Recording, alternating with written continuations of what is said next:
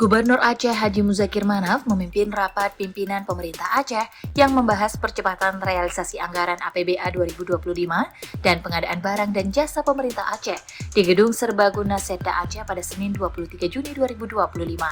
Rapat turut dihadiri Wakil Gubernur Fadlullah, PLT Sekda, para asisten serta seluruh Kepala SKPA dan Kepala Biro di lingkungan Setda Aceh. Dalam arahannya, Gubernur meminta agar seluruh pimpinan Satuan Kerja Perangkat Aceh memastikan tindak lanjut Rapim berjalan konkret dan terukur.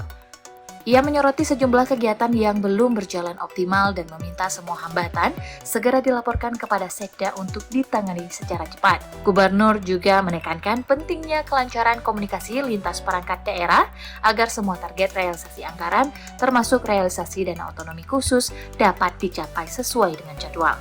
Ia mengingatkan, jika tidak ada sinkronisasi antar unit kerja, target belanja akan sulit tercapai. Wakil Gubernur Fadlullah juga mengingatkan pentingnya sinergi antara unit layanan pengadaan dan SKPA. Menurutnya, seluruh proses tender berada di ULP dan membutuhkan dokumen lengkap dari SKPA. Sementara itu, PLT Sekda Aceh M. Nasir mengatakan bahwa realisasi anggaran APBA sebesar 35% harus terrealisasi paling lambat 30 Juni 2025.